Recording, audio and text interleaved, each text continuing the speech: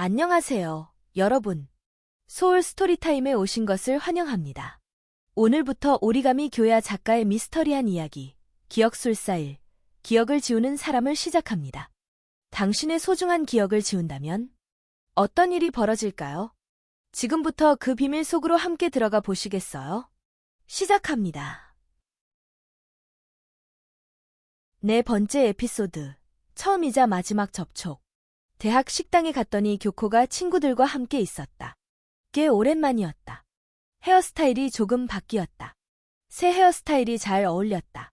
이쪽을 돌아보는 교코와 눈이 마주치나 했는데 그녀의 시선은 나를 그냥 지나쳐갔다. 그 순간 가슴에서 아픈 감정이 솟아나긴 했지만 이전만큼 세차지는 않았다.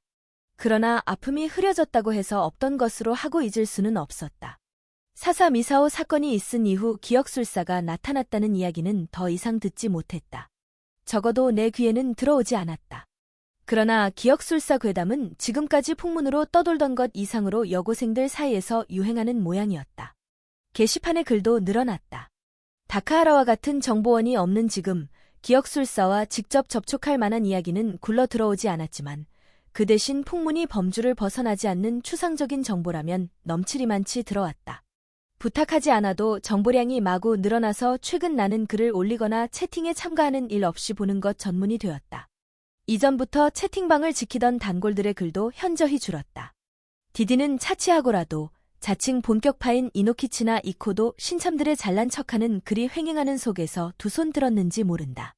한 차례 붐이 가라앉을 때까지 기다리자는 생각이겠지. 나 또한 새로운 정보 없이는 움직일 수 없으니 뭔가를 알아낼 때까지 기다려야 했다. 기억술사와 관련하여 새로 올라온 일련의 정보들을 대충 훑어봤다. S라는 여자아이가 기억술사를 만났다는 소문. 기억술사의 휴대전화 번호. 입수해서 걸어봤지만 연결이 되지 않았다. 휴대전화 30 가짜야. 가장 가능성이 높은 것은 역의 게시판과 초록 벤치. 역 게시판에 연락 기다린다는 기억술사의 메시지가 있었어요. 사진 첨부할게요. 어느 것이나 다 조잡한 글들이었다. 그러나 소문 속에 진실의 파편이 섞여 있는 경우도 있다. 기억술사를 접촉하는 방법으로 자주 언급되는 것은 우선 찾는 사람 앞에 나타난다고 하는 것, 그것은 사실일 것이다. 인터넷에 기억술사를 찾는다고 어필해 놓으면 만날 가능성이 높아진다는 것도 그런 점에서 의미 있는 소문이라 할 수 있었다. 역 게시판에 메시지를 남겨두면 기억술사로부터 연락이 온다는 것도 확률은 낮겠지만 운이 좋으면 기억술사의 눈에 띌 수도 있을 테니까 시도해볼 가치는 있을 것이다. 녹색 벤치에서 기다리면 기억술사가 나타난다고 하는 것도 제법 오래전부터 끈질기게 도는 소문 중 하나다. 녹색 벤치는 얼마든지 있다. 그중 어느 것이 기억술사의 눈에 띌 것인가. 이것도 복권에 당첨되는 것만큼이나 낮은 확률이지만 기억술사를 찾는 사람들은 지푸라기에라도 매달리는 심정이다 보니 이런 소문이 도는가 보았다. 비교적 간단한 수단들이라서 시도해보는 사람들이 뒤를 잇는 것 같았다. 하지만 시도해봤다는 글만 계속 늘어나고 실제로 기억술사와 접촉했다는 글이 하나도 없는 것을 보면 신뢰성이 없는 방법이 아닐까. 나 역시 그런 접촉 방법을 시도해본 적은 없었다. 그러고 보니 여기 벤치도 초록색이야. 근처 편의점에 갔다 오는 길에 겸사겸사 산책이나 하자는 마음에 조금 먼 길을 돌아 가보기로 했다. 평소에 별로 지나다니지 않던 좁은 길가에 공원이 하나 있었다. 공원은 넓었지만 놀이기구는 미끄럼틀과 철봉밖에 없어서 아이들에게는 별로 인기가 없을 것 같았다. 수풀이 우거져 있어서 밖에서는 잘 보이지 않는 것도 근처 주부들이 아이들을 보내고 싶지 않게 만들었을 것이다. 지금도 개를 데리고 산책 나온 초로의 남자 한 명만이 나무 아래 벤치에 우두커니 앉아서 쉬고 있을 뿐이다.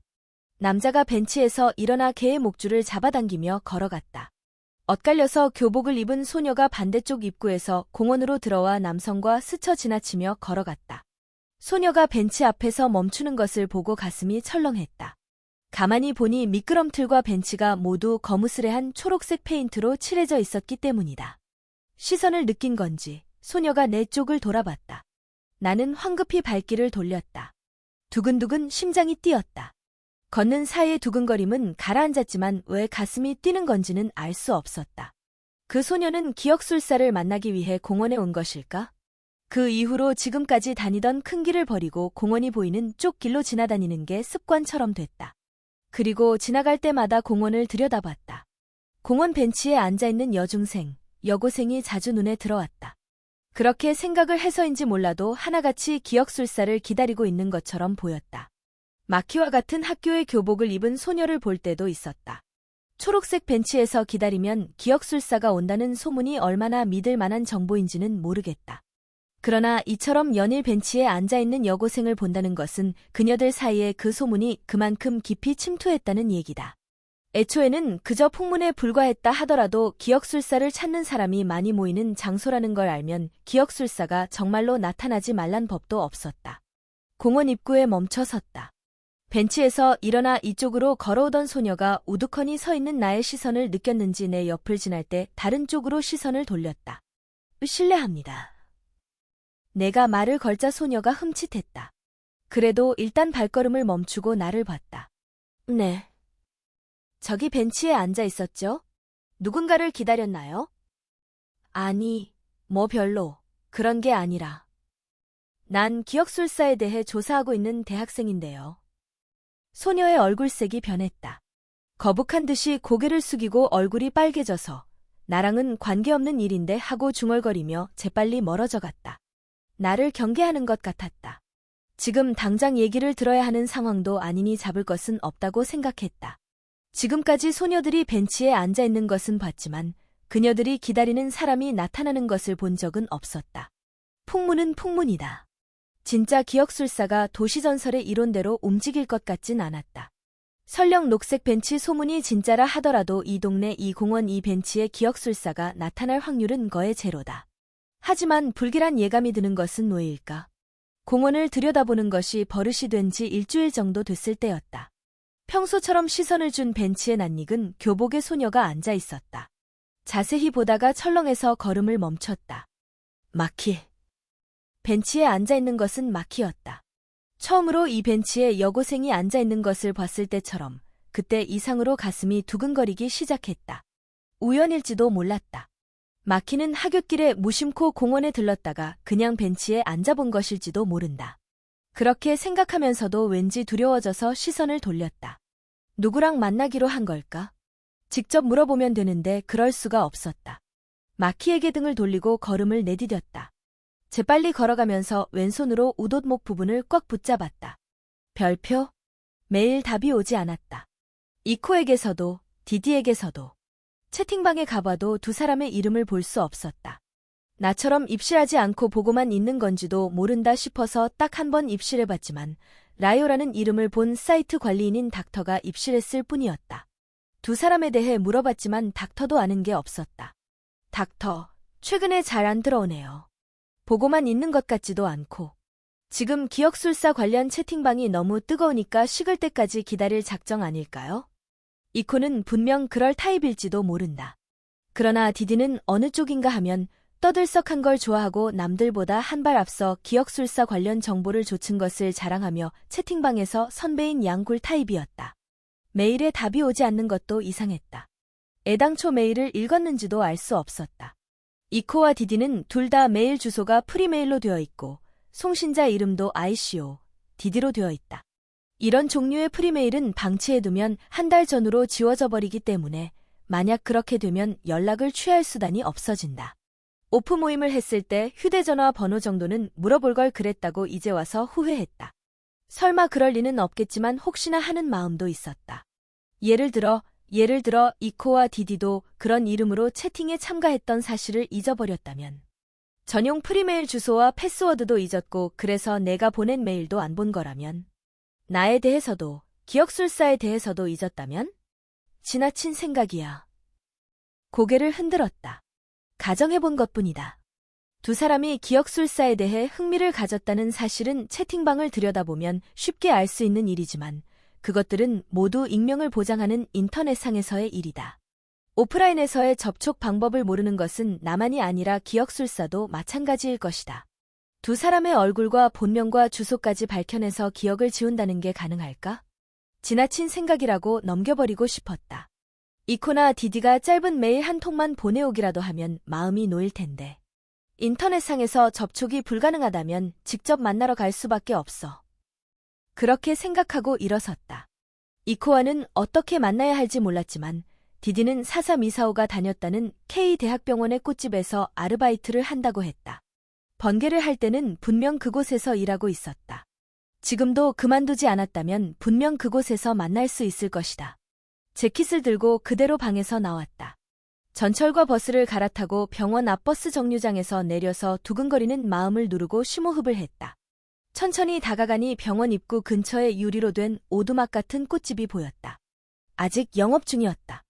베이지색 앞치마를 두른 젊은 남자가 튤립 꽃다발을 만들고 있었다. 병원의 꽃집에는 좀 안 어울린다 싶은 밝은 머리 색깔이 눈에 익었다. 디디. 얼굴을 확인하고 나니까 안심이 됐다. 그러고 나서도 조금 가슴이 두근거렸지만 한 번 더 심호흡을 하여 가라앉혔다. 안녕하세요. 말을 걸자 가위로 튤립 줄기를 자르려던 디디가 얼굴을 들고 부침성 좋게 어서 오세요 하고 말했다. 병문안용 꽃이 필요하신가요? 아니요. 알와요입니다. 기억나세요? 네? 꽃집 로고가 들어간 앞치마 자락에 손을 닦으면서 디디가 자세를 바로 했다. 왠지 다시 나의 심장 박동이 빨라졌다.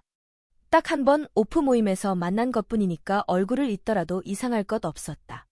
스스로를 타이르듯이 그렇게 생각하면서 요전번에 번개에서 하고 덧붙였다. 디디는 고개를 갸우뚱했다. 서클리오. 그게 아니라면? 도시전설 채팅방에서요. 도시전설이요?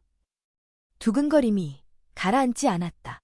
발끝부터 불안과 공포가 스며드는 것 같았다. 그러고 보니까 그런 게 내 웹서핑 히스토리에 있었어요. 도시전설인지 뭔지 하는 사이트. 하지만 기억이 안 나는 걸 보면 아마 동생이 멋대로 내 컴퓨터를 쓴 걸 거예요. 쿵쿵, 심장이 다시 한번 크게 뛰었다.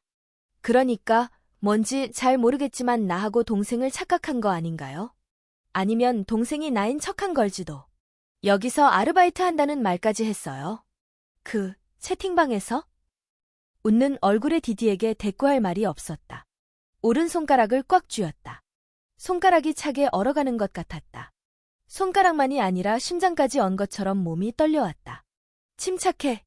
생각하지 마. 지금은 생각하지 마. 생각하면 두려움 때문에 움직일 수 없게 될 거야. 죄송합니다. 마지막으로 하나만 더 물어봐도 될까요? 비명을 지르고 싶을 만큼 무서운데도 목소리만은 왠지 냉정했다. 뭐죠? 하는 디디에게 마지막 질문을 했다. 기억술사라고 혹시 압니까? 희미한 희망과 강한 예감을 품고. 기억술사? 그거 영화 제목이에요. 모르겠는데요. 죄송합니다. 디디는 말했다. 나는 그의 본명을 몰랐다. 그리고 그는 이제 디디가 아니었다. 별표? 기억이 지워진 사람을 본 것이 처음은 아니었다. 상대가 나를 잊고 못 알아보는 것도 이것으로 세 번째. 그래도 충격은 강했다. 당연히 나를 알고 있어야 할 상대가 어안이 벙벙해서 모르는 사람을 보는 눈으로 나를 보다니. 오싹했다. 틀림없었다. 디디는 기억이 지워진 거였다. 어쩌면 이코도? 확인해보고 싶지만 인터넷상의 연결고리가 끊어지면 찾을 방법이 없다. 어딘가에서 우연히 만난다 하더라도 그녀는 나를 기억하지 못할 것이다. 마키와 어머니가 집 근처에서 이코를 봤다고 했다. 그녀라면 분명 뭔가를 찾고 있었을 것이다. 그것이 기억술사의 눈에 띄었는지도 모른다. 처음에는 교코, 다음은 다카하라의 사무실에서 본 나남이라는 소녀, 그리고 디디. 이코도 넣어서 4명. 아니, 어린 시절의 마키를 맨 처음으로 치면 5명째. 내가 아는 사람들이 기억을 잃고 있다. 우연일 수가 없다. 마치 나를 코너에 몰아넣고 경고하는 것처럼 기억술사는 한 걸음씩 거리를 좁혀오고 있었다. 내가 기억술사에 대해서 조사하고 있다는 것을 기억술사가 알고 있는 게 분명했다. 언제부터? 어떻게 알았지? 기억술사에 대해서 조사하고 있다는 이야기는 다카하라나 이코 정도에게밖에 말하지 않았다. 사이트에 글을 올리거나 채팅하는 것을 감시당했을 가능성은 있다. 기억술사가 자신에 대한 글을 올려놓은 도시전설 사이트에 드나들었다 해도 이상할 게 없었다. 만약 채팅방에 들어왔다면 채팅 로그에서 번개를 하기로 했다는 것 정도는 충분히 알 수 있었을 것이다. 번개를 하기로 결정하고 나서부터는 참가 멤버와 개별적으로 메일을 주고받았으므로 언제 어디서 만나는지는 알 수 없었을 것이다. 어디에서 새어나갔지? 번개 참가 멤버가 누군가에게 말했나? 누군가 한 사람만 확인되면 그 다음은 줄줄이 알 수 있다.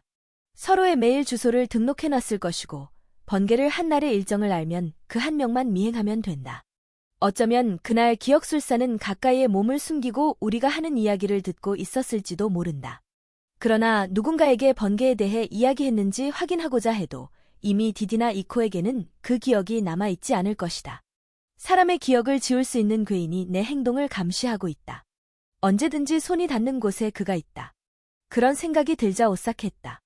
하지만 지금 물러난다고 해서 아무 문제가 없을 것인가?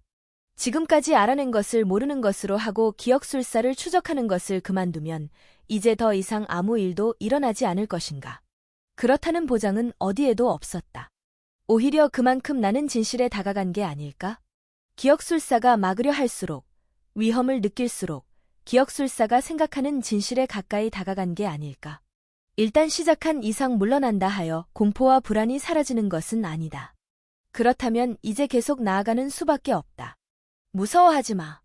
나 자신을 격려하면서 걸었다. 공원 앞에 다다라서 초록색이 벗겨지기 시작한 벤치를 봤다. 오늘은 아무도 앉아있지 않았다. 그 대신 공원을 가로질러 이쪽으로 걸어오는 교복 차림의 소녀와 눈이 마주쳤다. 아, 지난번에 벤치에 앉아있던, 말을 걸자 도망치듯이 가버렸던 그 소녀였다. 오늘도 기억술사를 기다리는 걸까? 스쳐 지나가는 그녀를 돌아보고 말을 걸었다. 소녀는 멈춰서네?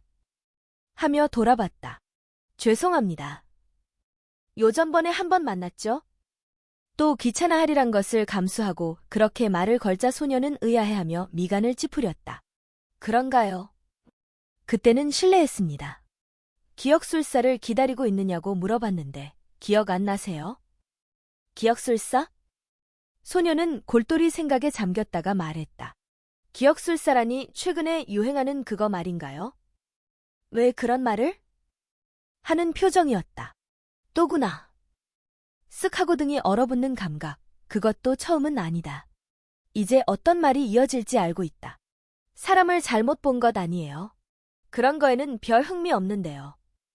실례합니다 하고 그대로 걸어가 버리는 그녀에게 더 이상 말을 걸 수도 없었다. 한동안 그 자리에 서서 덮쳐오는 공포를 누르며 호흡을 가다듬었다. 무서워하지 마. 무서워하면 꼼짝도 못하게 돼. 그 말을 몇 번이나 반복했다. 천천히 얼굴을 들었다. 아무도 없는 공원을 봤다. 초록색이 벗겨져가는 벤치를 봤다. 공원을 사이에 둔 건너편 거리를 누군가가 지나갔다. 문득 이쪽을 쳐다보는데 아는 얼굴이었다. 마키. 내가 중얼거린 것과 거의 동시에 마키도 나를 알아본 듯 얼굴에 확 웃음이 번졌다. 료 오빠. 반대편 공원 입구로 들어와 힘차게 손을 흔들며 다가오는 마키의 모습에 공포와 위기감이 솟아올랐다. 주위 사람들의 기억이 지워지는 것이 나에 대한 견제라고 한다면 다음에는 누구의 기억이 지워질까? 달려오는 마키의 통통 튀는 발걸음을 보고 있자니까 지우고 싶은 기억을 끌어안고 있는 것으로는 보이지 않았다. 내 걱정은 기우인 것 같았다. 마키가 초록색 벤치에 앉아있던 것은 기억술사를 기다렸던 게 아닐지도 몰랐다. 그저 우연일 뿐이라고, 내가 지레짐작한 것이라고 생각하고 싶었다. 그래도 만약에 마키가 기억술사를 만나고 싶어 한다면 반드시 만나게 될 것이다. 내가 막지 않는다면? 지금 집에 가는 거야? 같이 가자. 팔을 잡아 끄는 대로 같이 걸어가면서 웃는 얼굴의 마키를 비스듬히 내려다봤다. 정신을 차려야 해. 별표? 10년 전 내가 초등학생일 때 우리 집 비스듬히 맞은편에 마키네 가족이 집을 짓고 있었다. 집을 짓는 동안 마키는 어머니 아버지와 함께 할아버지 댁에 머물고 있었다. 집이 다 지어지면 같이 살기로 되어 있던 외할아버지 외할머니도 근처에 아파트를 빌려서 지내고 있었다. 마키는 그날 외할아버지네 아파트에 들렀다가 공사 중인 새 집을 보러 와서 우리 집에서 점심을 먹었다. 점심을 먹은 후 나는 할아버지네로 돌아가는 마키를 데려다줬다. 마키의 어머니는 나의 어머니와 대학 시절부터 친구라서 옛날부터 가족이나 다름없이 지냈기 때문에 나 역시 마키를 자주 돌봐줬다. 나는 마중 나온 마키의 할머니에게 인사를 하고 마키와 함께 마키의 어머니가 있을 2층으로 올라갔다. 그래서 거기서 마키의 어머니 아버지가 나누는 대화를 들었다. 미안해요. 앞으로 2번 다시 그 사람과 만나는 일은 없을 거예요. 부탁이야. 마키한테는. 벌써 10년이나 지난 일이다. 매우 진하게 남았던 그 기억도 퇴색되어 희미해졌다. 하지만 그때 당장이라도 울음을 터뜨릴 것 같이 일그러지던 마키의 얼굴만은 지금도 잊을 수 없다. 마키의 그런 표정을 본 것은 그게 처음이었고 또한 마지막이었다. 마키에게 그런 표정을 짓게 한 일을 마키는 다음 날에는 완전히 잊어버렸으니까. 거무스레한 초록색 페인트로부터 눈을 들었다. 처음 앉았을 때에는 싸늘하게 느껴졌던 벤치도 어느새 체온으로 따뜻해졌다. 그렇게 생각해서일까? 때때로 거리 저편을 지나가는 여고생들이 이쪽을 보고 있는 것 같아서 거북했다. 여기 앉아서 기다린다고 해도 기억술사를 만날 수 있다는 보장은 없었다. 그러나 적어도 내가 여기 앉아있는 동안은 이 벤치에서 다른 누군가가 기억술사와 만날 일은 없다. 기억술사는 내 가까이에 있다고 확신했다. 나는 과거의 기억이 지워져 봤으니까 기억술사는 나를 보면 내가 누군지 알 것이다. 이코나 디디의 기억이 사라진 것을 보면 내가 한번 기억이 지워졌음에도 여전히 자신에 대해서 조사하고 있다는 것을 기억술사는 알고 있겠지. 그런데도 나와 직접 접촉하려 하지는 않네. 이유를 모르겠다. 내가 자신의 정체에 거의 다가가서 기억술사가 나의 존재의 위기감을 느끼는 거라면 얼른 내 기억을 지워버리면 된다. 그게 아니라면 그렇게 하기 힘든 무슨 이유라도 있는 걸까? 어쩌면 내가 아는 사람. 문득 떠오른 생각이었지만 지금까지 생각해보지 않은 것이 이상할 정도로 있을 법한 얘기였다. 기억술사 풍문이 발신지가 이 근처라는 점을 생각하면 기억술사와 나 사이에 나도 모르는 교류가 있었다 해도 이상할 게 없었다. 그게 아니더라도 내가 자신에 대해서 조사하고 있다는 것을 알게 된 기억술사가 내게 접근하여 기억을 지울 기회를 엿보고 있거나 내가 아직 자신의 정체를 알아챌 것 같지는 않다고 여겨 그냥 지켜보고 있는 건지도 모른다. 이름도 모르는 사람의 기억을 지우는 것은 어떨지 몰라도 잘 아는 사람의 기억은 지우기 힘들 것이다. 자신의 정체가 드러날 수 있다는 위험도 있고 심정적으로도 망설여질 수 있다. 그렇다면 누구지? 내가 기억술사에 대해서 조사하고 있다는 것을 아는 사람. 나는 기억술사에 대해서 알고 싶다고 동네방네 떠들고 다닌 적이 없다. 그러나 나는 도시전설을 다루는 사이트 중에서 가장 활발히 활동하는 곳에 글을 올렸다. 인터넷상의 정보는 누구라도 볼 수 있다. 예를 들어 처음부터 기억술사가 자신의 정체를 숨기고 채팅에 참가했다면 사이트 관리인인 닥터와 채팅방의 단골 멤버들, 그 중에서도 오프 모임에 참가한 이코와 디디는 첫 번째 용의자다. 한편 50년도 더 전에 기억술사에 대한 풍문이 있었다는 것을 생각하면 기억술사는 상당히 고령일 수도 있다. 그렇다면 이코와 디디는 용의선상에서 벗어나게 되나? 아니, 기억술사는 나이와는 무관한 인간 외적인 존재일지도 모른다. 혹은 50년 전의 기억술사와 내 주위에 출몰하는 기억술사는 별개의 사람, 즉 처음부터 복수의 기억술사가 존재할 가능성도 있다. 게다가 기억술사는 여자였던 것 같다는 증언도 있었다. 남자인가 여자인가, 노인인가 젊은이인가. 상대는 도시전설의 괴인이다. 고정관념은 버리는 게 좋을 것 같았다. 이럴 때는 확정적이지 않은 정보도 힌트가 된다. 내가 기억술사를 조사한다는 것을 알고 있고 오프 모임 멤버와 접촉할 수 있으며 여성일 가능성이 높다. 떠오르는 얼굴이 있었다. 도시전설 사이트를 체크하면서 기억술사의 정체에 흥미를 갖는 사람을 감시했고 적극적으로 움직이는 사람에게는 오프 모임에서 협력자인 척 접근하여 개인정보를 조사했다. 그녀를 집 근처에서 봤다고 어머니와 마키가 말했다. 디디와 이코의 기억이 지워진 것은 기억술사의 정체에 지나치게 가까이 다가갔기 때문이라고 생각했다. 디디의 경우는 만나서 확인했으므로 확실히 그렇다고 할 수 있다. 하지만 이코는 만나지 못했다. 아니, 아직 몰라. 단정하는 것은 위험해.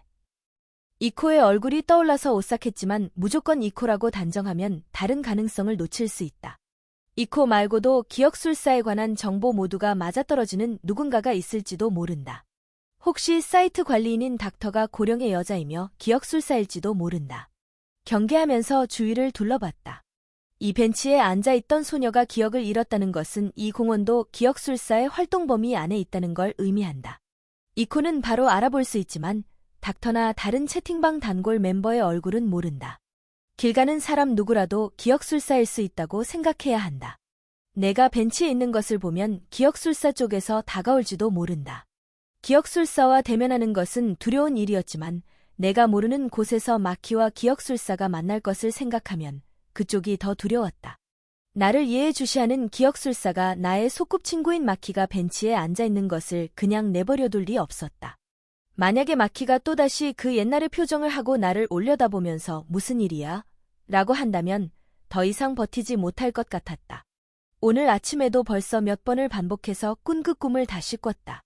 아이와 아이에게 접근하는 어른, 멀리서 울리는 경적 소리, 어슴푸레한 건물 안, 도망쳐라고 마음속에서 외치는 나. 그 아이는 마키일지도 모른다. 마키에게 위험이 덮치리란 것을 꿈이 예고하는 걸까? 그게 아니라면 기억술사와 정면으로 마주하기로 결심한 다음 날 꾼 꿈이었으니 그냥 나 자신의 우려가 꿈에 나타난 것일까? 상식적으로 생각하면 후자일 터이지만 나는 이상하게도 그 꿈은 내가 만들어낸 영상이 아니라 실제로 일어난 일에 대한 기억이 아닐까 하는 생각이 들기 시작했다. 어찌됐건 지금은 지나치다 싶을 정도로 의심하고 또 의심해야 한다. 기억술사와 맞서 싸울 작정이라면 철저해야 한다. 마키는 이제 그 시절과 같은 어린아이가 아니다. 마키가 여기서 기억술사를 기다렸다면 그것은 그녀 자신의 의사에 따른 일일 것이다. 내가 지금 이러는 걸 마키는 괜한 간섭이라고 생각하겠지만 그래도 그녀의 기억이 지워지게 놔두고 싶지 않았다. 내가 마키보다 먼저 기억술사와 접촉해야 한다. 그래서 지금 이 벤치에 앉아 있는 것이다. 믿고 싶지 않지만 그리고 기억이 지워져서 생각이 나지도 않지만 나는 적어도 한 번은 기억술사를 만났을 것이다. 그러나 내가 기억하는 한은 이제부터가 최초의 접촉이다. 그리고 반드시 그것이 마지막이 되게 할 것이다. 청바지 위에서 주먹을 꽉 쥐었다. 생각을 이어가다 보면 무서워서 견딜 수 없는 순간이 있다. 그 두려움의 파도가 밀려들기 전에 생각을 멈추고 반복해서 나 자신에게 말했다. 도망치지 마, 무서워하지 마. 도망칠 수 없는 이유만 몇 번이고 다시 생각했다. 료 오빠? 기억을 잃고 놀라는 나를 올려다보던 어린 마키. 료 오빠? 기억 속의 어린 목소리와 그다지 다르지 않은 높은 톤의 목소리가 내 이름을 불러서 얼굴을 들었다. 교복을 입은 마키가 앞에 서 있었다. 별표? 무슨 일이야? 오빠가 왜 이런 데 앉아 있어? 학교가 끝나 집에 가는 길인 모양이었다. 한 손에는 가방을 들고 다른 한 손으로 추운 듯이 코트 앞자락을 여미고 있는 마키는 벤치에 앉아있는 나를 신기하다는 듯이 봤다. 그래, 기억술사보다 먼저 마키를 만날 가능성도 있었지. 앉은 채로 멍하니 올려다보며 대답했다. 기다리고 있었어. 누구를? 잘 모르겠어. 무슨 소리야? 마키는 눈을 동그랗게 뜨고 나를 봤다. 평소에 나답지 않다고 생각하는 것 같았다. 잘 모르겠지만 누구를 기다리는 거라면 나는 가는 게 좋겠네. 아니, 너도 기다렸거든. 나? 에? 내가 대답을 안 하니까 마키는 어쩌나 하는 얼굴로 잠시 서 있다가 드디어 조금 거리를 두고 내 옆에 앉았다. 학교 지정 가방을 무릎 위에 놓고 진회색 더플코트 아래 스커트 주름을 몇 번이나 정돈한다. 앉아있기가 거북한 모양이었다. 늘 일방적으로 떠들며 다가오던 마키가 그러고 있는 것이 왠지 우스꽝스러웠다. 내가 웃는 것을 알았는지 마키는 뭐야 하며 입을 삐쭉 내밀었다. 여기 벤치에서 기다리면 기억술사를 만날 수 있대. 너 알고 있었니? 딱히 여기라기보다는 초록색 벤치에서 기다리면이라는 풍문이지. 알아? 우리 학교에서 모르는 아이 쪽이 더 적을 정도인걸. 너도 전에 여기 앉아 있었지? 앞을 보고 있던 시선을 천천히 마키에게로 돌렸다. 기억술사를 기다렸던 거니? 이 질문은 달리 표현하면 지우고 싶은 기억이 있느냐는 질문이었다. 마키는 입을 다물고 나를 외면했다. 그것은 반쯤은 그렇다는 대답이다. 뭐 때문에 그랬느냐고 묻지는 않을게. 그래도 말이지, 기억술사한테 그렇게 부탁할 수밖에 없는 거니? 기억을 지운다는 거, 그게 어떤 건지 알아. 현실에서 있었던 일을 자신의 기억 속에서 사라지게 한다는 게 어떤 건지 알아. 그렇게 한다고 해도 정말로 없었던 일로 될 수는 없는 거야. 그런데 자신만 그것을 기억하지 못한다는 거, 그건 굉장히 무섭거나 외로운 거잖아. 그렇게 말하려는데 말이 목구멍에 걸렸다. 나는 나 자신의 기억이 없어진 걸 알았을 때 무척 무서웠다. 내가 직접 체험한 것을 다른 사람이 아닌 나 자신이 기억하지 못한다는 사실에 오싹했다. 교코가 나를 잊어버렸다는 것을 알았을 때도 그랬다. 무서웠고 슬펐고 외로웠다. 내 기억이 사라진 것도 아닌데 상실감이 느껴졌다. 나라는 인간의 존재 자체가 지워져 버린 것 같았다. 돌이킬 수 없는 일이니까 잘 생각했으면 좋겠어. 실은 기억만 지워서 개운한 해피엔딩을 만든다고? 그런 식으로는 안 될 테니까. 여전히 입을 다물고 있는 마키의 얼굴을 슬쩍 봤다. 항상 먼저 나한테 달라붙어서 말을 걸어오던 마키가 이러고 있다니 예상치 못한 일이었다. 내가 하는 말이 마키에게 가 닿고 있는지 어떤지 알 수 없는 상태에서 계속해서 말하려니 에너지가 필요했다. 그동안 내가 마키의 얘기를 제대로 들어주지 않았던 게 조금 후회됐다. 이미 너무 늦은 거니? 내가 할 수 있는 건 없는 거니? 기억술사만이 널 도와줄 수 있다는 거니? 하고 싶은 말은 산처럼 많았지만 그런 말을 해도 좋을지 어떨지 알 수 없었다. 나에게 그런 자격이 있는 건지도 알 수 없었다. 기억이란 과거에 있었던 일의 조각 같은 거잖아. 그것이 쌓이고 겹쳐져서 경험이랄까. 그런 게 되어서 사람을 만드는 거잖아. 그 조각이 쌓이고 겹쳐져서 하나의 형태를 만들었는데 그중 하나가 갑자기 사라지면 원래 모양도 잃게 되는 거라고 난 생각해. 그 한 조각 위에 겹쳐져 있던 다른 조각까지 전부 흩어져서 형태가 바뀌고. 최종 결정은 마키가 할 거라는 것을 알지만 그래도 내가 해야 할 일이 있었다. 교코한테 못했던 것을 마키에게 하려고 하는 것인지도 모른다. 숨을 한 번 들이마셨다 내뱉으며 이제부터 하려는 얘기에 대한 각오를 다졌다. 지금 여기 있는 내가 내 기억에서 없어진다면 나도 온전한 내가 아니게 되는 거야. 완강하게 시선을 돌리고 있던 마키의 얼굴이 한순간 울음을 터뜨릴 것처럼 일그러졌다. 비과학적인 도시전설 같은 거 안 믿는다며? 하지만 너는 믿지? 무시당했다고 생각하는지 마키는 이 상황에서도 확실한 긍정을 하지 않는다. 나는 도료가 벗겨지기 시작한 철봉으로 시선을 옮겼다. 나는 믿는다가 아니야. 안다야. 기억술사는 확실히 존재해. 나의 시선을 따라 철봉으로 시선을 주던 마키가 깜짝 놀란 듯이 나를 봤다. 기억 안 나겠지만 너도 꼬맹이 때 기억술사를 만났어. 옛날에 너희 집을 짓고 있을 때 넌 할머니 집에 살았지? 마키는 느닷없이 무슨 얘기냐는 표정을 지었다. 안심시키듯이 조금 웃어 보이고 나서 계속했다. 그날 넌 외할머니네 아파트에 들렀다가 우리 집에서 밥을 먹고 나랑 같이 할머니 댁으로 갔어. 그때 이런저런 일들이 있어서 내가 울음을 터뜨렸고 어떻게 해야 좋을지 모르던 나는 할 수 없이 너를 다시 외할머니네로 데려갔어. 기억 안 나? 마키는 고개를 옆으로 저었다. 할머니 댁에서 지내던 때의 일은 별로 기억이 안 나. 어렸을 때잖아. 아, 그건 당연하지만 그날의 일은 그렇게 쉽게 잊을 수 있는 게 아니었어. 실제로 난 그때 그 일을 지금까지도 꽤 기억하고 있거든. 너한테 얘기해도 좋을지 지금도 망설여지지만 말해도 될까? 얘기도 안 해주면서 나보고 어떻게 대답하라고. 그렇지. 쓴웃음을 지었다. 마키는 긴장한 얼굴이었다. 나는 마키가 긴장하지 않고 들을 수 있게 하자는 생각의 표정을 부드럽게 풀었다. 마키로서는 쇼크일 수 있는 이야기였다. 되도록 충격을 줄일 수 있게 말을 아껴가며 그러나 기억술사가 무슨 짓을 했는지에 대해서는 충분히 이해할 수 있도록 전해야 했다. 말을 고르면서 계속했다. 할머니 댁에 도착해서 둘이서 2층에 올라갔는데 말소리가 들렸고 그게 좀 충격적인 내용이었어. 둘 다 아직 꼬맹이였지만 어쩐지 느낌으로 알 수 있었어. 어떤 의미인지 지금처럼 확실하진 않았어도 말이야. 내가 당장이라도 울음을 터뜨릴 것 같았고 어쨌든 거기 그냥 있을 수가 없어서 그대로 널 데리고 집을 나왔어. 어떻게 해야 좋을지 몰라서 우물쭈물하는데 내가 본격적으로 울음을 터뜨렸고. 그때는 나도 아직 아이라서 마키에게 무슨 말을 해야 좋을지 몰랐다. 어른이 도와주길 바랐지만 어른에게 얘기해서는 안 될 일이라는 생각도 들었다. 마키는 넘어져서 울 때와는 다르게 거의 소리를 내지 않고 그저 흑흑 흐느껴 울었다. 보고 있는 것만으로도 마음이 아팠다. 누가 좀 도와주기를 바랐다. 마키도 분명 그렇게 생각했을 거다.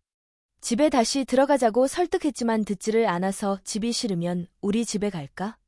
아니면 외할머니 집에 갈래? 하고 물었어. 그래서 외할머니 댁 아파트 앞까지 너를 데려갔고 난 그대로 집으로 돌아왔지. 지금은 후회하고 있다. 마키를 집 안까지 데리고 들어가지 않았던 것을. 마키가 언제 기억술사를 만났는지 정확히는 모르지만 어쩐지 나와 헤어진 직후가 아닐까 싶었다. 다음 날 나랑 만났을 때 넌 할머니 댁에서 있었던 일을 전혀 기억하지 못했어. 내가 놀라니까 오히려 무슨 일이냐고 물었어. 나는 무서워져서 그 이상 아무것도 못 물어봤어. 내 할아버지 할머니한테도 외할아버지 외할머니한테도 못 물어봤어. 그때 확인했으면 알 수 있는 것들도 있었을 텐데. 그때의 일을 잊어가고는 있었지만 그때 느꼈던 막연한 공포는 여전히 내 안에 갇힌 채로 남아있었다. 갑자기 이런 말을 해도 믿을 수 없겠지만 너는 기억술사를 만났던 거야. 그렇게 어린 내가 그런 식으로 아무 일 없었던 척 연기를 했을 리 없어. 머리라도 부딪혔나, 쇼크로 잊어버렸나 생각했지만 역시 아니었어. 넌 기억이 지워졌던 거야. 그때 느낀 공포와 뭐라 표현하기 힘들었던 난 좋은 기분은 교코의 일로 단숨에 되살아나 지금까지 나를 쫓아다니고 있다.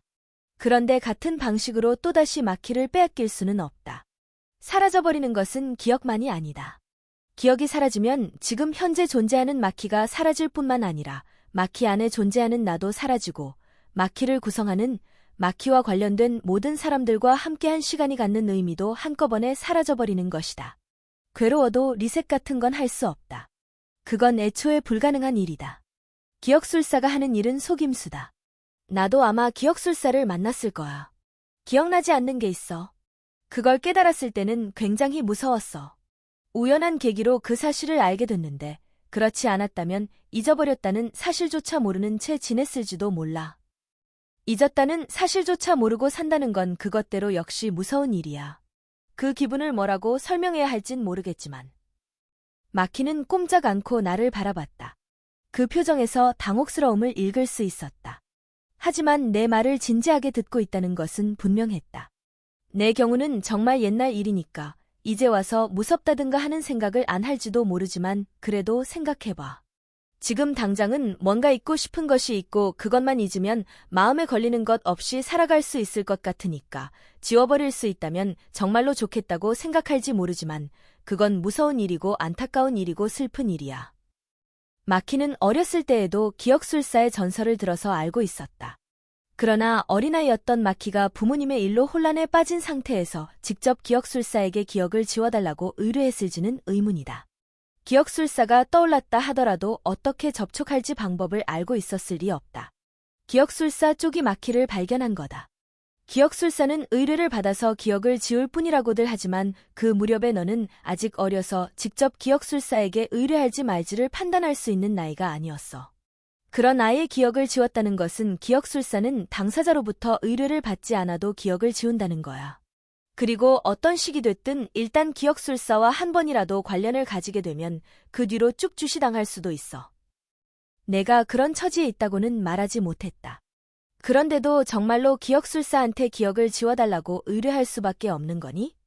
지워버리는 것 말고는 너의 고민을 해결할 수 없는 거니? 드디어 말했다. 책망할 생각은 없었다. 그렇게 들리지 않도록 주의해서 얘기하려고 했는데 마키는 고개를 푹 숙였다. 다른 사람한테 가볍게 말할 수 있는 고민이라면 기억술사에게 의뢰할 생각도 하지 않았을 것이다. 미안, 느닷없이 이런 얘기를 꺼내서 혼란스럽지? 나도 혼란스러워. 먼저 내 머릿속이 정리되고 나서 얘기해야 했겠지만 내가 기억술사를 만나기 전에 얘기해야겠다는 생각에 그만. 설득해낼 자신은 없었다. 하지만 설득해야만 했다. 붙들어 매서라도 기억술사와 못 만나게 하고 싶었다. 내 주위에서 또다시 기억을 잃는 사람이 나오는 건 견딜 수 없다. 어떻게 하면 내가 하는 말을 알아들을까 하고 초조해할수록 내 말이 허공에 붕 떠서 전달되지 않는다는 느낌이 들었다. 냉정하게 논리적으로 설득해서 이해시켜야 했는데 회익 앞머리를 쓸어 올려 눌러 뭉개면서 양손을 이마에 대고 하늘을 올려다보며 숨을 내뱉었다. 너를 걱정해서 하는 말이기도 하지만 아마도 내가 싫어서일 거야. 나는 내가 기억을 잃는 게 싫어. 싫고 무서워. 무서워. 응, 뭔지는 몰라도 무서워. 내 입에서 진심이 새어나오자 마키가 처음으로 내 말에 반응을 보였다. 그래, 이것저것 재지 말고 진심을 말하자. 그래야 마키를 설득할 수 있을 것이다. 다시금 마음을 굳히고 입을 열었다.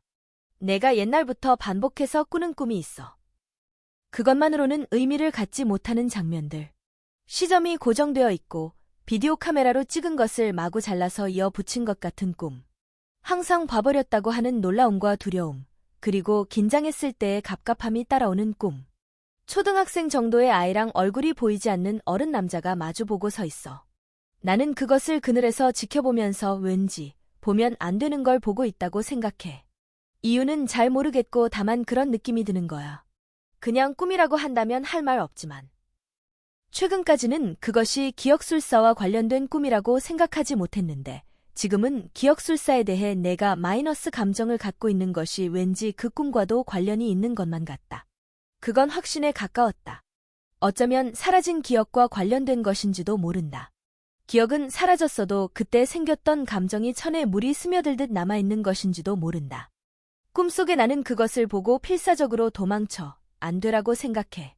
왜 그렇게 생각하는지, 누구를 향하여 그렇게 말하려는 건지는 모르겠지만 그러고는 잠에서 깨 그건 옛날에 실제로 있었던 일이 아닐까 싶어. 꼬맹이 시절에 본 것을 꿈에서 보고 있는 게 아닐까 하는 생각이 들어. 내 안에서도 정리가 되지 않은 것을 다른 사람에게 이야기하자니 말하기가 힘들었다. 마음이 답답하고 불안했다. 하지만 천천히 하나하나 확인하듯이 기억을 상기하며 말을 이었다. 무서운 꿈이야. 뭐가 무서운지는 모르겠는데 어쨌든 무섭게 느껴지는 꿈. 왜 그런 거 있잖아. 기억술사를 무섭다고 생각하는 것과 같은 느낌이야. 근거는 없는데 그게 과거에 있었던 일이라면 그 아이는 내가 아닐까 싶어. 아마도 나는 내 기억이 지워지는 것을 본 거고. 그러고 나서 나는 도망쳤는지도 몰라. 모르겠어. 도망쳐라는 말은 너를 향한 것이었을까? 아니면 그 자리를 떠나지 못하는 나 자신을 향한 것이었을까? 도망치지 않았던 건지, 도망치려고 했으나 도망칠 수 없었던 건지, 그건 알 수 없지만 그때 나의 기억이 지워졌을지도 몰라. 그래서 그 다음에 무슨 일이 있었는지 기억할 수 없는 것일지도. 이제 와서는 알 길이 없어. 그때 느꼈던 두려움이 지금 내가 느끼는 두려움의 원인이 된 걸까? 아니면 지금 내가 기억술사를 무섭다고 생각하기 때문에 그 꿈을 무서운 꿈이라고 느끼는 걸까? 그러고 보면 이야기를 하다 보니 걸리는 것이 있었다. 마키가 기억을 잃은 것은 6살이나 7살 때였다. 꿈속에 나온 아이는 겉보기에는 초등학교 중간 학년 이상으로 보였다. 분명히 연령대가 안 맞는다. 애초에 그 아이가 마키라는 것은 어디까지나 나의 상상일 뿐, 마키라는 근거는 어디에도 없다. 전제가 잘못돼 있었는지도 모른다. 그러나 꿈속의 아이가 마키라면 마키는 2번 이상 기억술사를 만났고 그중 한 번을 내가 목격했다는 건가? 내가 기억술사를 무섭다거나 싫다고 생각하는 이유도 잃어버린 내 기억 속에 있는 건가? 마키가 2번 이상 기억술사를 만났을 가능성이 있다고 한다면 내가 기억술사를 만난 것도 한 번만이 아닐지도 모른다. 꿈에서 본 것이 기억술사와 마키가 만나는 장면이라고 한다면 기억이 단편적으로밖에 남아있지 않은 것은 내가 그 후 기억술사와 접촉했다는 얘긴가? 그렇다면 나는 적어도 2번은 기억술사를 만난 게 된다. 어쩌면 더 많이? 잠깐의 침묵이 흘렀다. 기억술사에 관한 풍문 몇 개나 알아? 그때까지 잠자코 있던 마키가 갑자기 그렇게 물어왔다.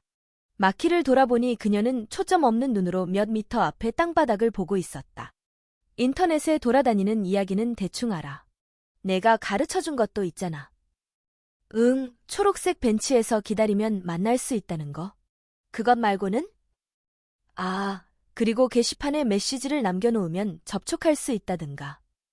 그건 초록색 벤치보다 만날 확률이 떨어지지만 일단 유효해. 운이 좋으면이라는 단서가 붙은 느낌이라고 할까? 그리고 기억술사는 해 질녘에 나타난다는 설도 있었어. 아, 응, 그 밖에는? 기억술사는 기억술사를 찾는 사람을 만나러 온다. 기본이지. 기억술사는 키가 큰 남자란 풍문도 거꾸로 여자란 얘기도 있었고. 응. 회색 코트를 입고 있다든가. 아하, 그런 세세한 것까지. 풍문이 퍼져나가면서 디테일이 늘어가는 것은 도시전설이 전파되는 전형적인 패턴이다. 뒤에 첨가된 정보들은 대부분 하찮은 것들이다. 하지만 나는 혹시라도 그런 하찮은 정보의 근거가 된 사건이 실제로 있었을지도 모른다는 생각에 아무리 작은 소문이라도 흘려듣지 않고 모아왔다. 기억술사는 기억을 지워달라고 의뢰한 본인의 기억만 지운다는 설이 일반적인 것 같은데 나는 그건 아니라고 생각해. 응. 흥미 본위로 또는 놀이 삼아 기억술사를 불러내면 의뢰하지 않은 기억까지 지워져 버린다는 풍문이 있지. 의뢰받은 기억만 지운다는 것이 원칙이지만 나는 의뢰받은 기억을 지우는 것도 옳지 않다고 생각하지만 의뢰인의 의사에 반해서 기억을 지우다니 그건 더더욱 옳지 않아. 그것 말고도 여러 가지가 있어. 기억술사는 기억을 먹는다. 기억술사는 자신의 정체와 연결된 기억은 남기지 않는다. 기억술사는 한 번 지운 기억을 원래 상태로 되돌릴 수 없다. 기억술사는 자신의 기억은 지울 수 없다 등등. 너 놀랄 정도로 아는 게 많구나. 들어본 내용도 있었지만 거의가 처음 듣는 얘기들이었다.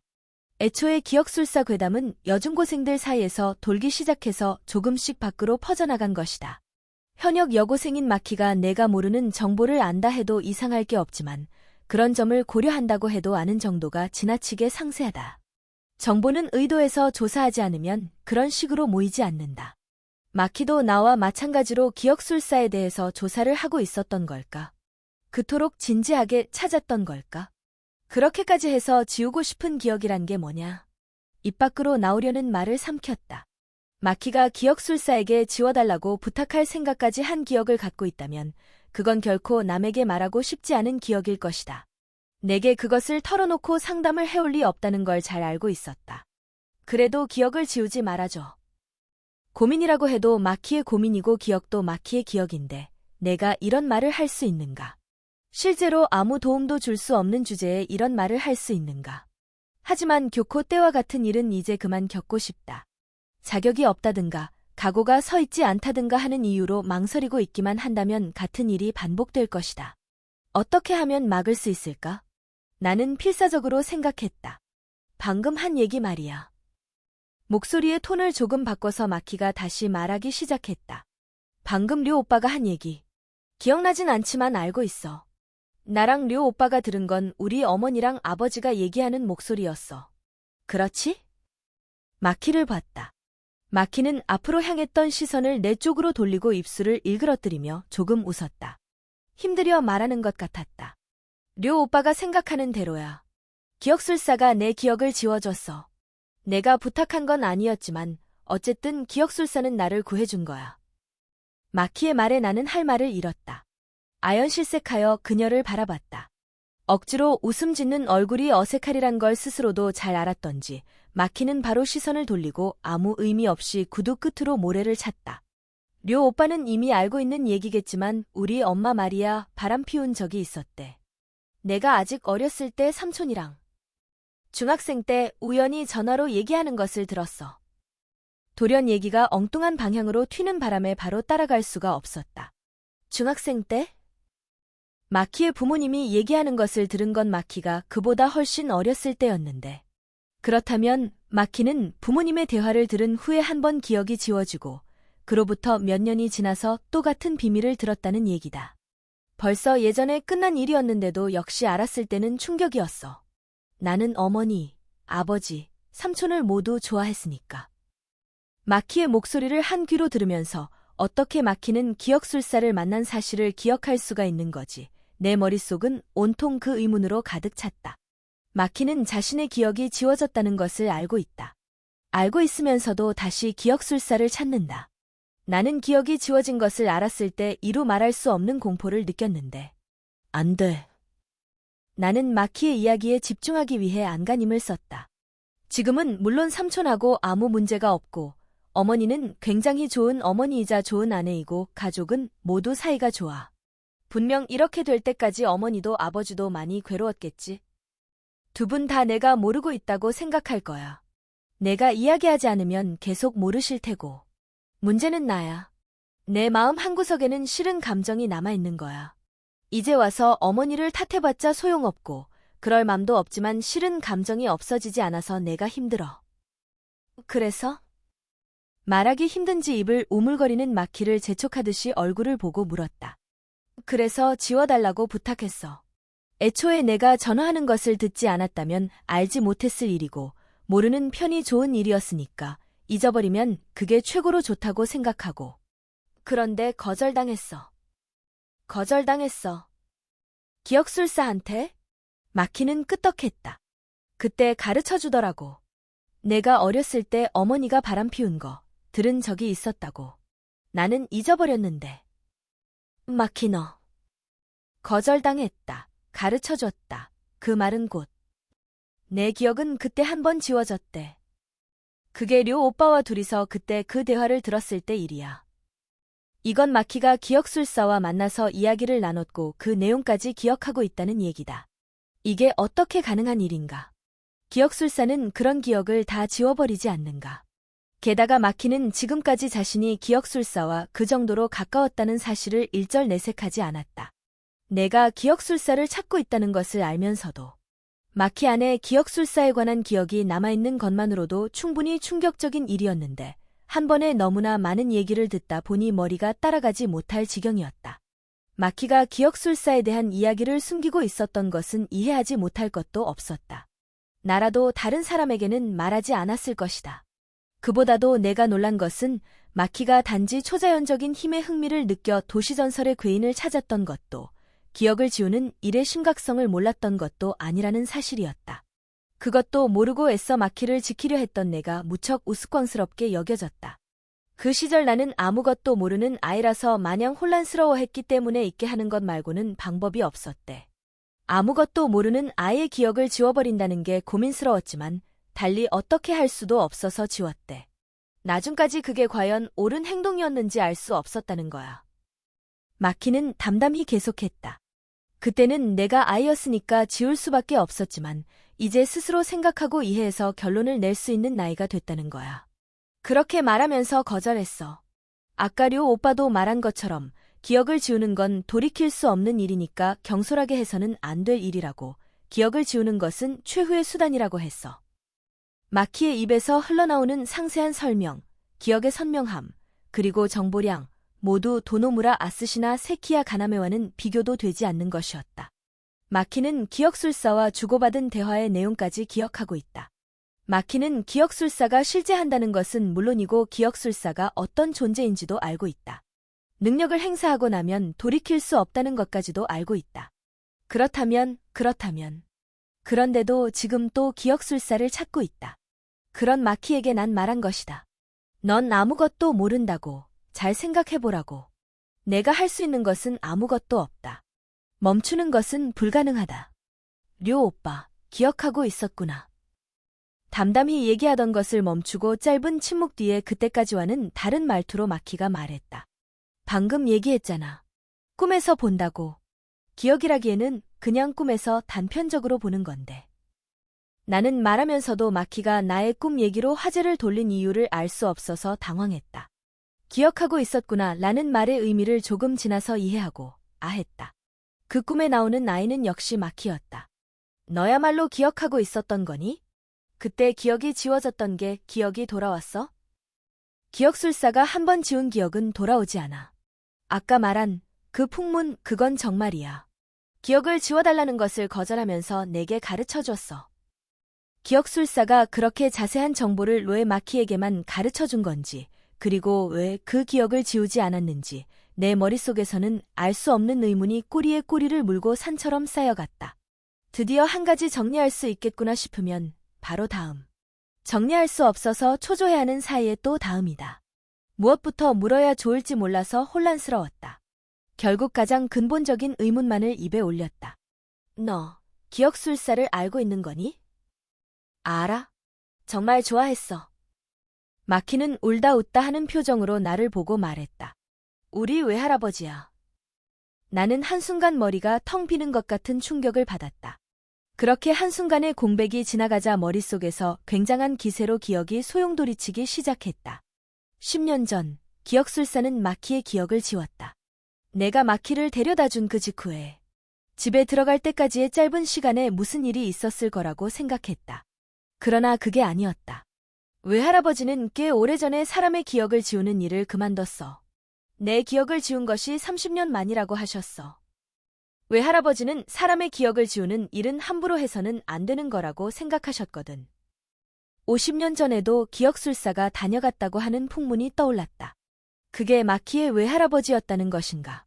그렇게 생각하고 계셨기 때문에 내가 어머니가 바람피운 사실을 알게 되어 기억을 지워달라고 부탁드렸을 때도 거절하신 거야. 그 후 바로 외할아버지는 돌아가셨고. 그러니까 어린 시절 내 기억을 지운 것이 아마도 외할아버지가 마지막으로 기억술사에 힘을 쓰신 걸 거야. 멍한 상태로 입만 움직였다. 내가 꾼 꿈속에 그 초등학생인 너와 마주 서 있던 남자가 너의 외할아버지? 아니야. 그건 전혀 관계없는 사람이야. 외할아버지가 내 기억을 지운 건 한 번뿐인걸. 그렇다면 그 꿈속에서 나는 왜 도망치라고 외쳤던 걸까? 그리고 왜 그 다음을 기억해내지 못하는 걸까? 수수께끼의 답이 제시되면 될수록 또다시 새로운 의문이 솟아났다. 침착해. 나 자신을 달래면서 한숨을 내쉬었다. 몇 번이나 같은 꿈을 꾸는데도 단편밖에 보이지 않는 것은 기억술사가 나에게 뭔가 했기 때문일 거라고 생각했어. 응. 마키는 울다 웃다 하는 표정인 채로 끄덕였다. 료 오빠, 당첨. 기억술사가 지운 기억은 아무리 기억해내려 해도 돌아오지 않으니까. 역시 그건 정말로 있었던 일이구나. 내 기억은 너의 외할아버지가. 아니야. 고개를 숙인 채로 흔들었다. 그건 내가 먹다 남긴 거야. 무슨 말을 하는 건지 알 수 없었다. 잘못 들었나 하고 마키를 쳐다봤다. 할아버지는 료 오빠의 기억을 한 번도 지우지 않았어. 나야. 난 벌써 몇 번이나 료 오빠의 기억을 지웠는데 기억 못하지? 고개를 끄덕일 여유도 없었다. 료 오빠의 기억은 공들여서 지웠다고 생각했는데. 마키는 계속해서 울다 웃다 하는 표정을 지으며 말했다. 맨 처음에 한 거라 실패했어. 어쩔 수 없었어. 난 그때 아직 초등학생이었으니까. 설마. 비로소 마키의 말이 하나의 형태를 이루기 시작했다. 어처구니 없는 일이다. 어떻게 이런 일이 있을 수 있는 거지? 기억술사는 해질녘에 나타난다. 이 풍문은 반은 맞는 말이야. 학교에 가는 날은 방과 후에만 움직일 수 있으니까. 회색 코트란 건 이거 말인가? 학교 지정 코트는 검정이나 짙은 파랑이나 회색이니까 어쩔 수 없지. 진회색 코트 자락을 붙잡고 10개 쓴웃음을 지으면서 마키가 말했다. 초록색 벤치 풍문은 내가 어렸을 때 들은 이야기를 떠올리고 흘린 얘기야. 게시판에 메시지를 쓰면 된다는 건 나도 모르는 사이에 유행한 풍문인데 마침 잘 됐다 싶어서 몇 번쯤 이용한 적이 있어. 이코 씨? 그래, 이 벤치에 앉아 있었어. 이코 씨는 지우고 싶은 기억이 있었던 게 아니라 단지 기억술사에게 흥미가 있었던 것뿐이지만. 이코 씨의 기억은? 그래, 내가 지운 거야. 한 사람 더, 꽃집에서 아르바이트 하는 사람의 기억도. 이코 씨한테서 얘기를 듣고 찾아갔어. 마키는 담담히 얘기했다. 료 오빠가 기억술사의 정체를 알아버릴 것 같아서 좀 초조했어. 평소보다 아주 조금 어른스러운 목소리와 표정이긴 했지만 역시 마키는 마키였다. 옛날부터 쭉 알아온 마키였다. 그런데 내가 찾고 있던 기억술사는 믿고 싶지 않았는데. 응, 미안, 료 오빠. 당장이라도 울음을 터뜨릴 것처럼 일그러진 눈을 보고 나는 더 이상 아무 말도 할 수 없었다. 어째서냐고 그 말만이 입에서 새어나온다. 냉정하게 생각해보면 마키를 걱정하여 마키보다 먼저 기억술사를 만나려고 기다리고 있던 나 자신이 몹시 우스꽝스러웠다. 마키는 기억술사를 기다리고 있던 것이 아니었다. 내 생각은 외할아버지랑은 좀 달랐어. 특별한 힘이 있다면 거기에는 특별한 의미가 있을 거라고 생각했어. 나는 슬픈 일을 잊게 해줄 힘을 가진 것이 기뻤어. 료 오빠의 꿈속에서 나랑 같이 있었던 건 의뢰인이야. 난 그 사람의 기억을 지웠어. 료 오빠가 그걸 봐버려서 료 오빠의 기억도 지웠어. 료 오빠의 기억을 지운 건 그게 처음이야. 다음은 교코시 일로 료 오빠가 기억술사를 조사하기 시작하고 조금 지나서. 아는 사람의 기억은 지우고 싶지 않아서 가능한 한 지우지 말자고 생각했는데 마무리가 허술했어. 역시 료 오빠는 눈치챘어. 더 확실하게 했어야 하는데 무서워서 미적거렸어. 무섭구나, 너. 무서워. 료 오빠의 기억을 지웠을 때 처음으로 무섭다고 생각했어. 그래서 되도록 2번 다시 아는 사람의 기억은 지우고 싶지 않았어. 그때 무섭다고 생각했을 때 그만뒀으면. 내가 말을 계속하려는데 먼저 마키가 내 말을 덮어씌우듯이 말했다. 도와달라는 사람이 있고 나는 그걸 할 수 있어. 나밖에 할 수 없어. 도와주지 않을 거라면 뭐 때문에 나한테 이런 힘이 있는 거냐고. 그렇게 거창하게 생각하지 않더라도 눈앞에 어려움에 처한 사람이 있으면 도와주는 게 당연하잖아. 나도 기억이 소중하다는 것 정도는 알아. 쉽게 지워버리는 게 능사가 아니란 것도 알아. 그래서 꼭 필요한 최소한의 기억만 지우고 기억을 지워달라는 사람의 기억 이외에는 되도록 지우지 말자고 정해놨어. 직접 나랑 연결되는 기억은 지울 수밖에 없지만. 숙이고 있던 얼굴을 들고 나를 뚫어지게 쳐다보았다. 나는 나 자신을 지켜야 했어. 내가 기억술사란 게 알려지면 난 그게 더 무서워. 단호하게 시작됐던 마키의 말은 바로 그 기세를 잃고 마지막에는 허약하게 갈라졌다. 자신을 지키려고 열심히 정당성을 주장하는 아이 같았다.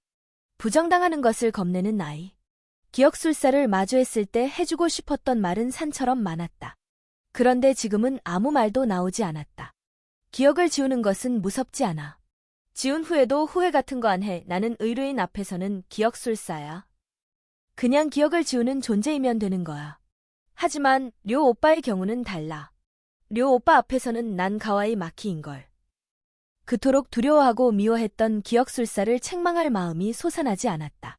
눈앞에 있는 것은 기억술사가 아니라 내가 잘 아는 마키였다. 내가 지켜줘야 한다고 거의 의무인 양 생각했던 3살 아래 소꿉친구 마키가 동시에 내가 물리치려던 위험이었다니. 아무래도 거짓말 같게만 느껴졌다. 내가 무섭다고 생각한다면 그게 정상적인 감정인 거야. 그건 무서운 일이야. 그걸 느낀다면 내가 좀 더 생각해봐야 하지 않겠니? 왠지 울고 싶은 기분으로 아이를 타이르듯이 말을 이어갔다. 너를 책망하는 것이 아니야. 지금까지의 일이 아니라 이제부터라도 좋으니까. 내가 지금 말이 잘 안 나오지만 어쨌든 내가 하는 말을 듣고 생각해봐 달라는 거야. 나는 기억술사가 확실히 존재한다는 걸 알고 나서도 기억술사를 현실미 없는 사람하고는 다른 무엇이라고 생각했다. 인정머리 없는 존재인 것처럼 생각했다. 그런 존재에게 잊히는 것의 의미를, 그 잔혹함을 알아듣게 전달할 수 있을까 하고 불안해했다. 다른 한편 희망도 있었다.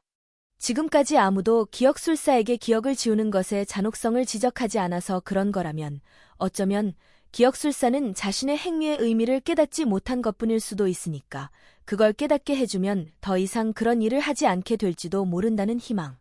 하지만 기억술사는 인정머리 없는 존재도 아무것도 모르는 아이 같은 존재도 아니었다. 똑같다. 기억술사를 신봉하는 자들과의 대화를 떠올렸다. 그들은 기억술사를 긍정하고 고맙다고 말했다. 말도 통하고 서로의 생각을 이해할 수 있는데도 아무리 해도 설득할 수 없었다. 확실한 것은 말할 수 없지만 너는 모른다고 생각하는 듯한 느낌이 들었다. 옳으냐 그르냐 등은 문제가 아니라고, 그런 깔끔한 구분보다 기억을 지우고 싶은 인간에게는 지울 수밖에 없는 이유가 있는 것이라고. 그것을 모르는 인간에겐 무슨 말을 해도 소용이 없으니 알아주지 않아도 좋고 옳으냐 그르냐를 가르쳐주지 않아도 좋다고. 결국은 똑같은 것이다. 인간이 인간을 설득하는 것은 어려운 일이다. 어째서 모르는 걸까, 전달되지 않는 걸까 하고 초조하게 이를 악문다. 하지만 아마도 그것은 상대방도 마찬가지일 것이다. 그래도 전달할 수밖에 없었다. 기억을 지워달라고 너한테 의뢰하는 사람들은 분명 그때는 진심으로 부탁하는 걸 거야. 그러니까 뭐랄까 동의가 있는 거겠지만, 하지만 지우고 싶은 기억이라도 어쩌면 몇 년쯤 뒤에는 좋은 추억으로 바뀌거나 싫은 기억인 채로 있더라도 그게 계기가 돼서 변할 수 있거나 할지도 몰라. 그렇지 않아? 하지만 지워버리면 그것으로 끝이야. 그 뒤에 가능성이 제로가 돼 길을 도중에 차단하는 거나 같아. 그뿐만 아니라 그때까지 걸어온 길까지 지워버리는 일이야. 기억을 지우는 것이 그 사람에게 좋은 일인지 나쁜 일인지는 그 순간만으론 알 수 없다는 얘기야. 그건 그 누구도 알 수 없는 거야. 그러니까 잘 설명할 수는 없지만 하고 몇 번 우물거리면서 말을 이어갔다. 마키의 표정은 변하지 않았다. 슬픈 듯이 뭔가를 포기한 얼굴을 하고 있었다. 아무리 해도 전달되지 않는구나. 그게 아니라면 내 말의 취지를 알아들었지만 받아들일 순 없다는 건가. 마키는 내 말을 끊듯이 불쑥 빠른 말투로 물었다. 있지, 료 오빠. 교코 씨가 오빠를 잊어서 괴로웠어? 나는 돌연한 질문에 당황해서 입을 다물었다. 교코 씨에 대해서 잊고 싶어. 지워줄까? 나 할 수 있어. 없었던 일로 하면 편해질 거야. 마치 웃기라도 하는 듯이 입가를 일그러뜨리고 그러나 고개 숙인 채로 그때까지 내 이야기를 듣고 있지 않았던 것처럼 말했다. 하지만 억지 웃음을 끝까지 유지하지 못한 채 입술을 떨었다. 나는 그 모습을 보고 조금 냉정한 말투로 말했다. 난 선배와 만난 것까지 잊고 싶지 않아. 천천히 조용조용 말했다. 괴로운 일은 있고 만남도 상처도 없었던 것으로 하고 다시 한번 새로 시작하고 싶어 하는 사람이 있다는 건 알았어. 그러지 않으면 살아갈 수 없는 사람도 있을지 모른다는 것도. 하지만 나는 그렇지 않아. 기억을 지우는 선택을 하는 것이 자유라면 선택하지 않는 것도 자유겠지? 막히는 떨리는 입술을 꾹 물고 조금 전보다는 그래도 웃는 얼굴에 더 가까운 표정을 지으며 얼굴을 들어 나를 봤다. 그렇게 말할 거라고 생각했어. 생각한 대로 눈이 젖어 있었다. 막히는 앞을 보고 양손을 깍지 낀 다음 팔을 뻗는 동작을 하면서 잠시 침묵했다. 목소리가 떨리지 않기를 기다리는 모양이었다. 꽤 긴 침묵이 있고 나서 작은 목소리로 마키가 말했다. 모두 뭔가를 다시 시작하기 위해 기억술사를 찾지만 다시 시작하는 것이 정말로 효과가 있을까? 나는 그렇게 말하는 마키를 응시했다. 밤길이 무섭지 않게 된 교코 씨는 또다시 위험한 일을 당하고 또다시 밤에 돌아다니지 못하게 될지도 몰라. 미사오는 모처럼 잊은 소꿉친구 남자아이를 또다시 이성으로서 좋아하게 될지도 몰라. 같은 일의 반복일지도 몰라. 그렇다면 내가 한 건 무슨 의미가 있을까? 자신감 같은 거 언제나 없었어. 마키는 그렇게 말하고 울 것 같은 얼굴로 자조하듯이 인상을 찌푸리고 스커트 자락을 움켜쥐었다. 그래도 어쩌면 변할지도 몰라. 미사오는 이번에는 다른 남자아이가 좋아져서 가나메랑은 소꿉친구로서 계속 지낼 수 있을지도 모르고 아니면 소꿉친구인 가나메 쪽이 미사오를 좋아하게 될지도 몰라. 어쩌면 기도하듯 매달리듯 억누른 목구멍 속에서부터 짜내는 어쩌면에 나는 아무런 이의를 제기할 수 없었다. 괴로움에 감염된 듯 목이 맸다. 왜 나는 어쩌면 하고 생각하면서 몇 번을 실패하면서도 이 일을 계속하는 걸까? 바보같이 왜 나만 변하지 않고. 마키? 난 기억술사니까. 누군가의 기억을 지워서 그 사람 안에서 그 기억이 사라져도 내 안에는 그 사람의 기억이 전부 남아. 마키는 이제 웃는 표정을 짓는 것을 포기한 것 같았다. 마키는 얼굴을 들고 나를 봤다. 외할아버지는 이제 안 계셔. 기억술사는 자신의 기억은 지울 수 없어. 난 전부 기억할 수밖에 없어. 기억술사가 한 명 더 있다면 지금 당장 지워달라고 하고 싶은데. 눈물이 주르륵 마키의 뺨을 타고 흘렀다. 기억을 하나 지울 때마다 내 안에 쌓여. 나만 기억이 늘어가. 어떤 느낌인지 알아? 나만 잊을 수 없어. 철렁했다. 몇 년 만에 보는 눈물 때문만은 아니었다. 내가 좋아하는 사람이 나와의 추억을 잊어도 난 그 사람 앞에서 아무 일도 없었던 것처럼 웃어야 한다고. 그 추억은 이제 내 안에만 있으니까. 거기까지 말하고 마키는 손목으로 쓱 눈가를 닦았다. 내가 모르는 데에서 마키가 기억을 지운 사람은 얼마나 될까? 그 안에는 마키가 말하는 좋아하는 사람도 있었겠지? 교코가 나를 잊었다는 것을 알았을 때 내가 느꼈던 심정이 기억나면서 목에 걸려있던 것이 더 묵직해지는 것 같았다.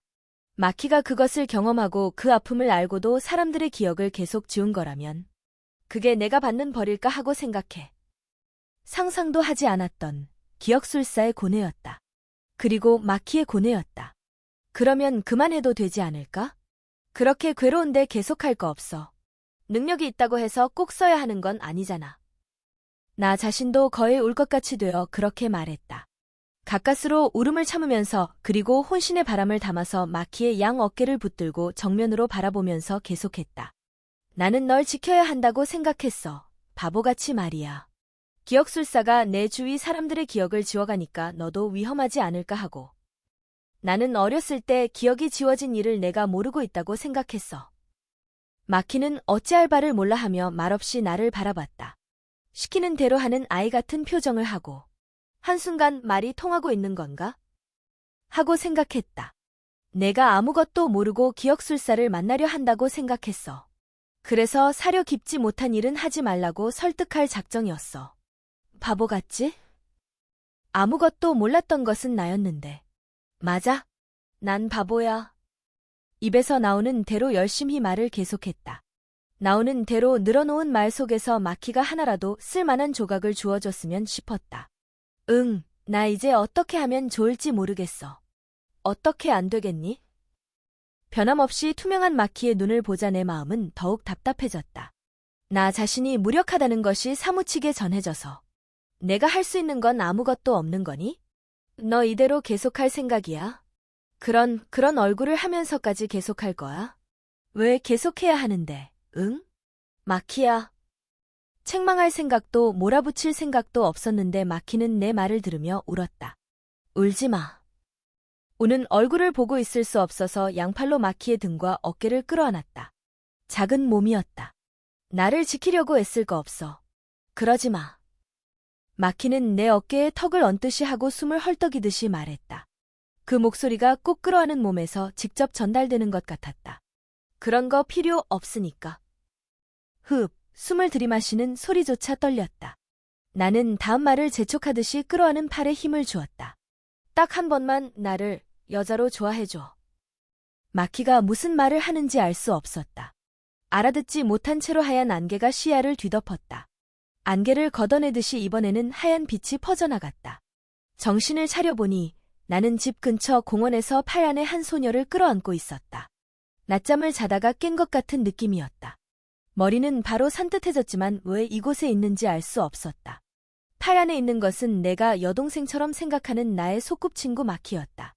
마키? 마키가 우는 모습을 보는 건 꽤 오랜만이었다. 늘 밝게 웃는 마키가 소리도 내지 않고 울고 있는 것을 보고 내 마음도 쓰려왔다. 마키, 무슨 일이니? 놀라서 몸을 떼려고 했지만 마키가 울음을 그치지 않아서 망설인 끝에 다시 마키의 등에서 어깨로 팔을 둘렀다. 응, 울지 마. 내가 울면 난 어떻게 해야 할지 모르겠어. 난 어찌할 바를 모르고 마키를 꼭 안아줬다. 왜 그런지 모르지만 가슴이 아파왔다. 울지 마. 내 어깨에 얼굴을 묻은 채 마키가 뭐라고 했다. 미안해 라고 한 것 같았는데 분명히 알아듣지는 못했다. 자, 여러분. 드디어 오리가미 교야의 기억술사일, 기억을 지우는 사람 마지막 챕터까지 함께 들으셨습니다. 기억을 둘러싼 모든 비밀, 그리고 주인공의 선택. 여러분의 마음에 어떤 울림으로 남았나요? 긴 여정 함께 해주셔서 진심으로 감사합니다. 다음 권에서 또 만나요. 안녕.